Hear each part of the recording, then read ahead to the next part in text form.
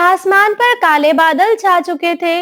बिजली ऐसे चमक रही थी जैसे आसमान फटने वाला हो। हवा के तेज झोंके जंगल के ऊंचे ऊंचे पेड़ों को झुका रहे थे और उन पेड़ों पर बने छोटे छोटे घोंसले डर के मारे कांप रहे थे। लेकिन इस डर भरी रात में एक घोंसला ऐसा भी था जहां सिर्फ डर नहीं, एक फैसला जन्म ले रहा था। मम्मा, हवा इतनी तेज क्यों चल रही है? क्या हमारा घोंसला टूट जाएगा? पिछली बार की तरह क्या हम फिर से भीग जाएंगे? नहीं मेरी बच्ची, इस बार हम सिर्फ हवा से नहीं लड़ेंगे। इस बार हम अपना भविष्य देखेंगे, एक अच्छा और बहुत अच्छा। मीनू की आंखों में सिर्फ तूफान का डर नहीं था, बल्कि एक नया सपना जन्म ले रहा था। एक ऐसा घर जो सिर्फ तिनके का ना हो, बल्कि हिम्मत और उसके भविष्य का पूरी तरह जिम्मेदार हो। मम्मा, क्या सच में हम एक मजबूत घर बना सकते हैं, जैसे इंसानों के घर होते हैं? हाँ नैना बेटी, हम मिट्टी की दीवार बनाएंगे, घास की छत होगी और दरवाजा इतना मजबूत होगा कि उसको हवा भी गुजरने की इजाजत मांगेगी। तभी पेड़ की दूसरी शाख से एक आवाज आई, अरे मीनू, तुम पागल हो क्या? देखो बादल कितने काले हो गए हैं। चलो मेरे साथ पुराने बरगद के नीचे, वहां सब छुप रहे हैं। लूसी, हर बार भीगना सॉल्यूशन नहीं है। आज अगर हम चुप हो गए तो कल फिर डरेंगे। हमें भी अपने लिए कुछ न कुछ करना होगा। लूसी के चेहरे पर अभी भी डर था, लेकिन मीनू ने बात की और उसके दिल में छोटी सी हिम्मत आ गई। दूर आसमान में बिजली फिर चमकी और इस चमक के साथ जंगल में एक और खौफ और जिक्र गूंज उठा। अरे तुम लोगों ने सुना? माही चील वापस आ गई है। कल उसने बुलबुल के बच्चों पर हमला किया है। मम्मा, वो हमें भी खा जाएगी क्या?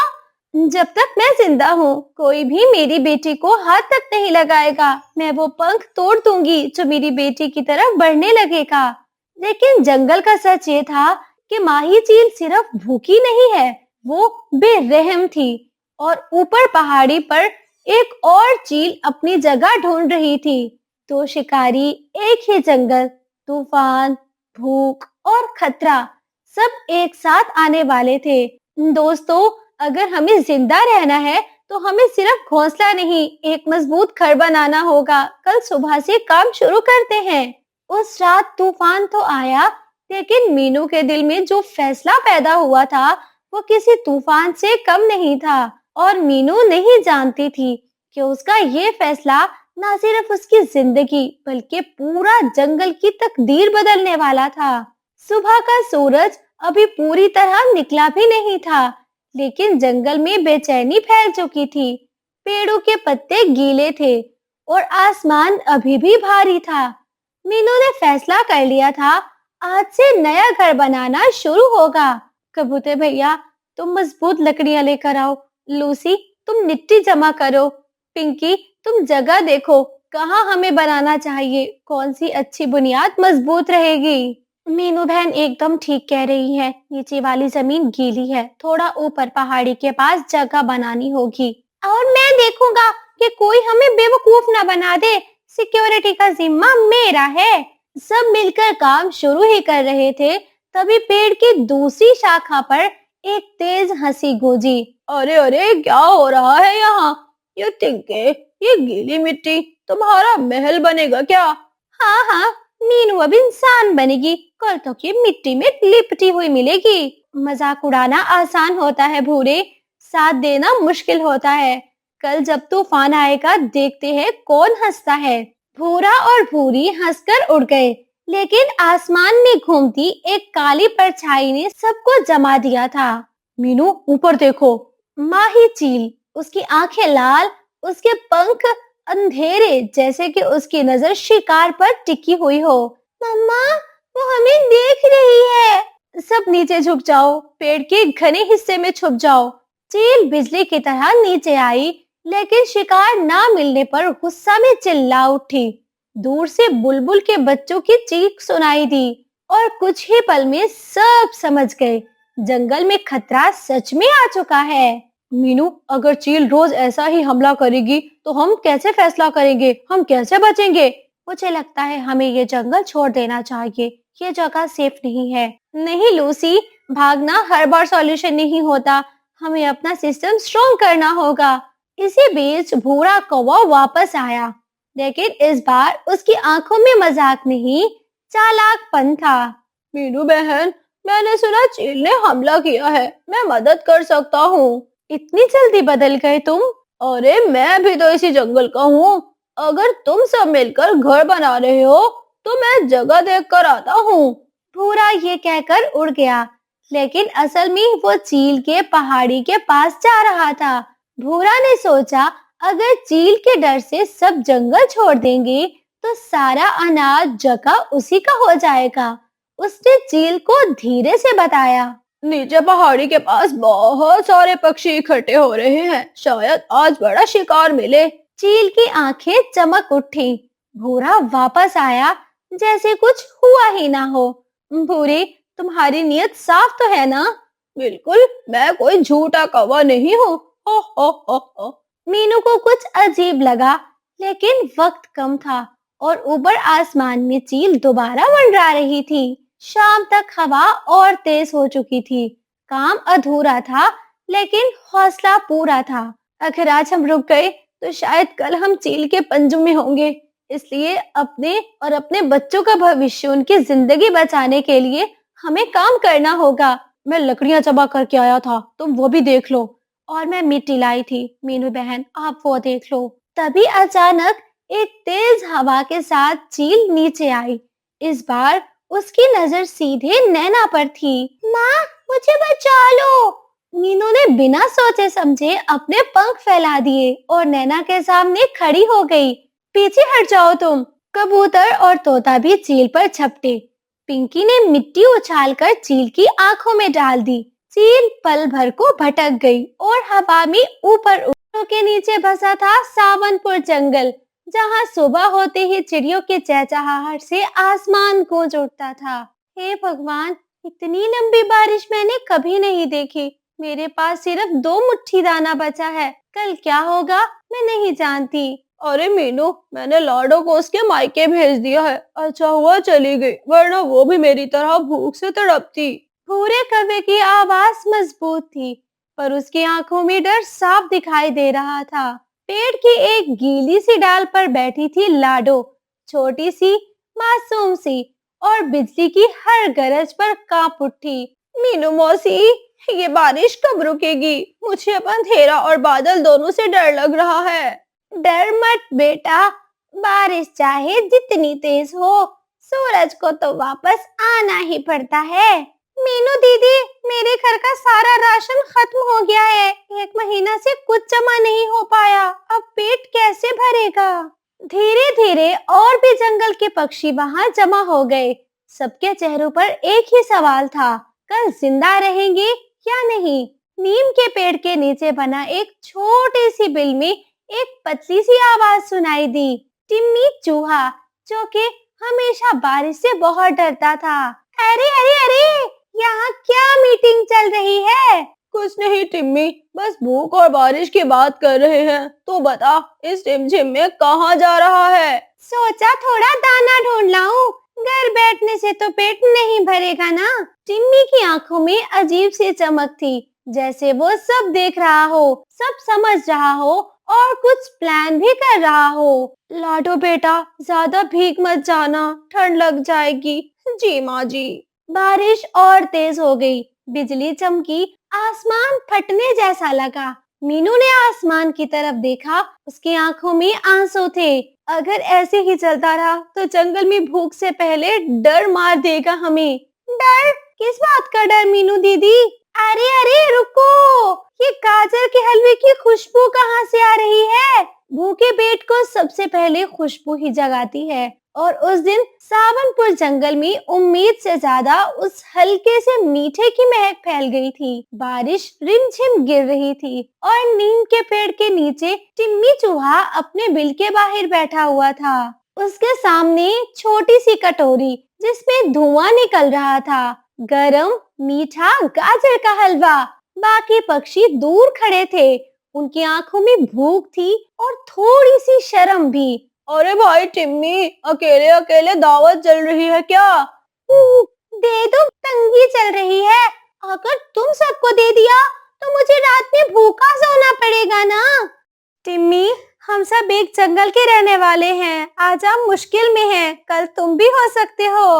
मैं तो अकेला हूँ मीनू मौसी, तुम सब तो एक दूसरे के हो ना।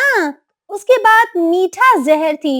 वो उन्हें याद दिला रहा था कि वो अलग है और अलग रहना ही चाहता है। हलवे की एक चम्मच उठाते हुए टिम्मी ने जानबूझकर जोर से चबाया। सब पक्षियों का गला सूख गया। माँ, मुझे भी भूख लगी है। चुप मेरी बच्ची, अल्लाह सब ठीक करेगा। उस रात हलवे की खुशबू सिर्फ पेट नहीं, दिल भी जला कर गई थी। और टिम्मी के दिमाग में एक और बड़ी आग जल चुकी थी। एक प्लान जो पूरे जंगल को हिला देगा। रात के ठीक 11 बजे जब बारिश हल्की पड़ चुकी थी और हर घोंसला नींद में डूबा था, तभी खट खट खट की आवाज आने लगी। जैसे कोई भाग रहा हो, जैसे कोई पेड़ पर चढ़ रहा हो, जैसे किसी की सांसें तेज चल रही हो। माँ, ये आवाज कैसी है? कुछ नहीं बेटा, शायद हवा होगी। पर वो हवा की नहीं थी, वो कदमों की आवाज थी। झाड़ियां तेज हिलने लगी, पेड़ों की डालियां कांपने लगी। मीनू ने आंखें खोली, उसका दिल जोर जोर से धक धक कर रहा था। भूरे भैया, क्या तुमने सुना?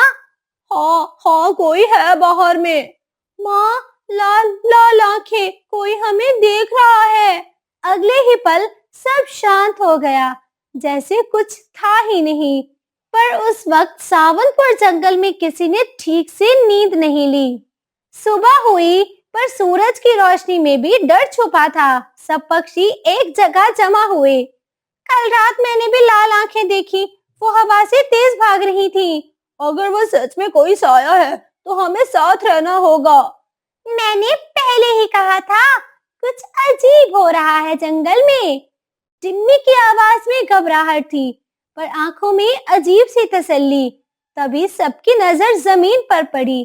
दलदली मिट्टी पर थोड़े से दाने रखे थे, जैसे किसी ने जाल बिछाया हो। ये कोई भूखा भटका हुआ जानवर नहीं है, ये किसी की चाल लगती है। मौसी, वो हमें मार देगा ना। जब तक मैं हूँ, कोई तुम्हें हाथ तक नहीं लगाएगा। डर एक बीज की तरह होता है, अगर उस वक्त पर रोका ना जाए तो वो पूरे जंगल को खा जाता है। और सावनपुर जंगल में अब डर का बीज उग चुका था। हर रात ठीक 11 बजे खट खट खट आवाज फिर गूंजती और हर दिल में सवाल उठता, अगला निशाना कौन होगा? अगली सुबह बारिश थोड़ी धीमी जरूर हुई, लेकिन जंगल का डर और गहरा हो चुका था। सब पक्षी जब नीम के पुराने पेड़ के पास जमा हुए तो उनकी सांसें रुक गई। पेड़ के तने पर लाल रंग सा लिखा था, आज रात तक जंगल खाली नहीं हुआ तो सब मारे जाओगे। लाल रंग बारिश में बहकर नीचे टपक रहा था, जैसे खून की बूंदें टपक रही हो। माँ, ये भी बहुत है, ये हमें नहीं छोड़ेगा माँ। बस बेटा बस, शायद हमें जंगल छोड़ना ही होगा। मैं तो आज ही दूसरे जंगल चला जाऊंगा, जान है तो जहान है। हाँ हाँ, सही कह रहे हो, यहाँ रहना ठीक नहीं है। जो साया है वो बहुत खतरनाक है। सबके चेहरे पर हार थी, बस दो चेहरे खामोश थे, मीनू और भूरा कौवा। मीनू, तुझे कुछ अजीब नहीं लग रहा है क्या? लग रहा है, बहुत कुछ लग रहा है भूरे भैया। रात होने से पहले अधिकतर पक्षी अपना सामान बांधने लगे। डर इंसान हो या पक्षी, सोचने की ताकत छीन लेता है। मीनू ने भूरे को एक तरफ बुलाया। सबसे पहले भूत की बात किसने उठाई थी? टिम्मी ने। और सबसे पहले जंगल खाली करने की बात कौन कर रहा है? टिम्मी। दोनों की आंखों में एक ही सवाल था, क्या असली भूत वही है? आज रात हम नहीं सोएंगे, हम सच पकड़ेंगे। बारिश फिर से तेज होने लगी। रात के 11 बजने लगे। 11 बजे फिर वही आवाज, खट खट खट।